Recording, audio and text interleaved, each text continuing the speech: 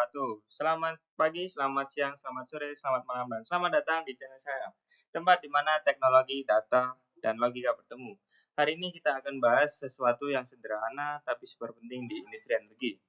Pernah nggak sih kalian penasaran apakah produksi energi dari panel surya bisa diprediksi hanya dengan melihat data dari hari-hari sebelumnya?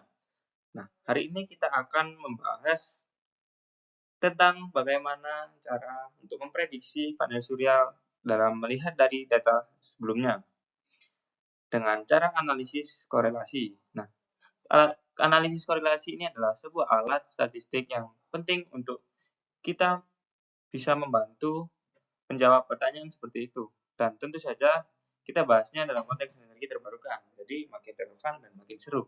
Sebelumnya perkenalkan, nama saya Rama Renanda Alifianto dengan NIM 2409347060092 dari Teknologi Rekayasa Pembangkit Energi Offering C, Fakultas Vokasi Universitas Negeri Malang. Nah, untuk tujuan pembahasan kali ini adalah untuk meningkatkan pemahaman konsep korelasi statistik dan mengenalkan korelasi serial dalam data time series, kemudian melatih kemampuan interpretasi dalam analisis data, dan aplikasi nyata pada konteks energi terbarukan. Kemudian yang terakhir adalah persiapan untuk analisis lanjutan, seperti kalau kalian ingin menjadi seorang data analis. Nah, kemudian apa sih sebenarnya korelasi itu? Nah, korelasi secara umum adalah salah satu metode statistik untuk mengetahui keeratan dan arah hubungan antar dua variabel. Sebagai gambaran, apabila Anda sebagai peneliti ingin mengetahui bagaimana hubungan antara pengeluaran bulanan dan gaji pekerja di suatu perusahaan. Nah, maka Anda bisa menggunakan analisis korelasi untuk mengetahuinya. Sebagai contoh lainnya, apabila Anda ingin meneliti tentang hubungan antara berat badan dan tinggi badan, maka Anda bisa juga melakukan analisis korelasi ini. Secara singkatnya, korelasi adalah ukuran seberapa erat dan searah dua variabel bergerak bersama. Contoh sederhananya yaitu kalau gaji naik, biasanya pengeluaran juga naik. Itu korelasi positif. Nah, kalau waktu tidur naik, tingkat stres bisa turun. Itulah korelasi negatif. Dalam konteks energi juga kita bisa tanyakan, apakah ada hubungan antara hari ke N dengan energi yang dihasilkan oleh PLTS. Nah, dalam studi kasus kali ini, sebuah PLTS mencatat produksi energi dalam kilowatt-hour selama 10 hari. Nah, kenapa saya memilih studi kasus tentang PLTS ini? Ya, karena balik lagi dari tadi kan saya dari program studi pembangkit energi. Nah, maka dari itu saya mengambil contoh dari sebuah PLTS ini. Nah, langsung saja hari pertama memproduksi 45 kWh, hari kedua memproduksi 47 kWh, hari ketiga memproduksi 49 kWh, nah, hari keempat memproduksi 48 kWh, untuk hari kelima 50 kWh, untuk hari keenam 52 kWh, hari ketujuh 51 kWh, hari ke-8 53 kWh, hari ke-9 54 kWh, nah, hari ke-10 55 kWh. Pertanyaannya, hitung koefisien korelasi Pearson antara hari ke N dan energi. Kemudian, hitung korelasi serial atau lag one dari data energi. Kemudian, berilah kesimpulan atas pola produksi energi tersebut. Nah, ini soalnya mungkin bakalan susah kalau tidak mengerti rumus-rumusnya. Maka dari itu, kita dari data yang tadi, kita menggunakan korelasi Pearson. Apa itu korelasi Pearson? Korelasi Pearson ini biasanya dinyatakan dengan huruf R. Kemudian kekuatan korelasi linear antara variabel yang dihubungkan dapat disajikan dengan RHY. Nah, untuk korelasi Pearson, yang mana sangat sering digunakan untuk analisis.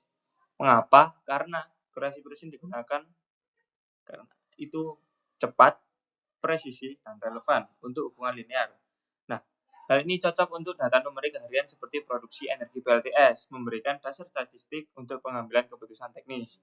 Nah, di mana rumusnya adalah RXY sama dengan N dikali jumlah XY dikurangi jumlah XY dikalikan jumlah Y dibagi akar dari N dikali jumlah X dikurangi jumlah X kurangi pangkat 2 dikalikan N dikalikan jumlah Y pangkat 2 dan dikurangi jumlah Y kurangi 2, di mana XI adalah nilai X ke I, Y adalah nilai Y ke I, dan N adalah banyaknya nilai.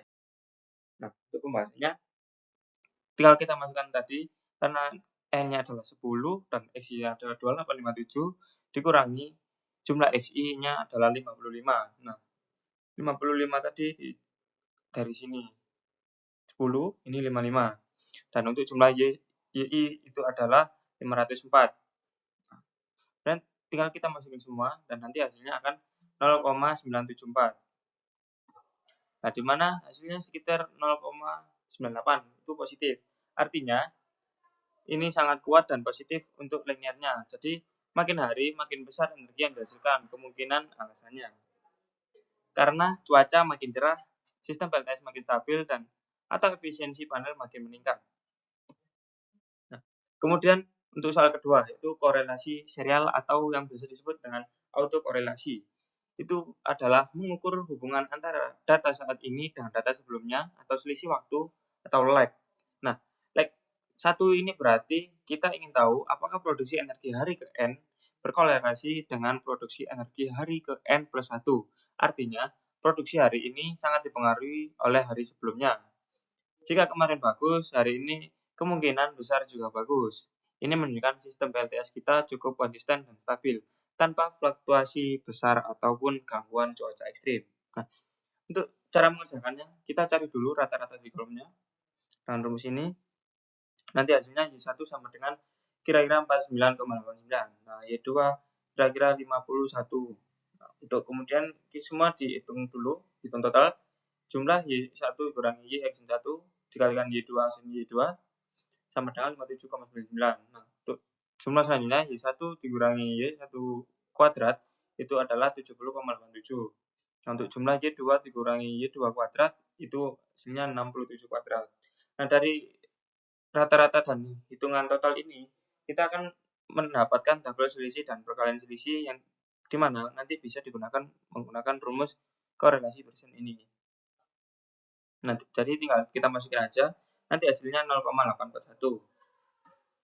Nah, dari kesimpulannya itu ada yang pertama, korelasi Pearson antara hari ke N dan energi pada soal pertama memiliki koefisien korelasi Pearson antara hari ke N dan produksi energi kWh menunjukkan nilai yang mendekati plus 1, yaitu sekitar plus 0,98 jika dihitung secara presisi. Dan ini menunjukkan bahwa terdapat hubungan linier yang sangat kuat dan positif antara waktu hari ke N dan energi yang diproduksi. Artinya, semakin bertambah hari, semakin besar energi yang dihasilkan. Ini mengindikasikan adanya tren peningkatan dalam produksi energi selama periode pengamatan 10 hari. Dan hal ini juga bisa dipengaruhi oleh peningkatan efisiensi panel surya, perbaikan cuaca, ataupun optimalisasi sistem PLTS dari hari ke hari. Nah, kemudian yang kedua itu korelasi serial atau lag 1, di mana produksi pada soal 2 yaitu korelasi serial lag 1 sebesar 0,841 menunjukkan bahwa produksi energi pada suatu hari sangat berkorelasi positif dengan produksi energi dari sebelumnya. Dan hal ini menunjukkan adanya konsistensi pola dan stabilitas PLTS dalam sistem pembangkitan energi, di mana performa hari sebelumnya menjadi indikator yang cukup akurat untuk memprediksi hari berikutnya. Yang menghasilkan korelasi aksial yang tinggi ini juga menunjukkan siklus waktu yang stabil tanpa adanya gangguan besar dalam sistem atau kondisi cuaca yang drastis berubah. Nah, kesimpulan singkatnya yaitu sistem PLTS ini berfungsi dengan baik.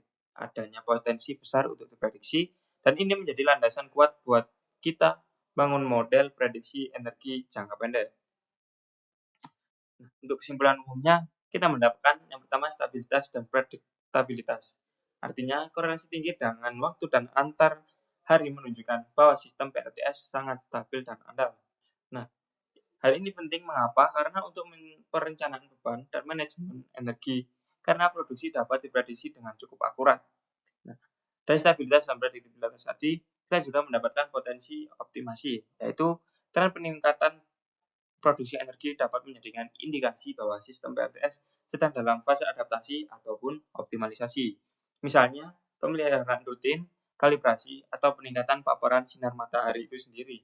Nah, dari potensi optimasi itu kita juga mendapatkan peluang untuk model prediktif. Jadi kita bisa memprediksi dari PLTS tadi dengan korelasi yang sangat kuat dan baik terhadap waktu maupun hari. Data ini sangat cocok digunakan untuk membangun model peramalan, yaitu forecasting, seperti regresi linier, sederhana, ataupun model deret waktu, misalnya ARIMA. Nah, dari peluang tadi, kita juga bisa mendapatkan evaluasi efektivitas dari PLTS tersebut.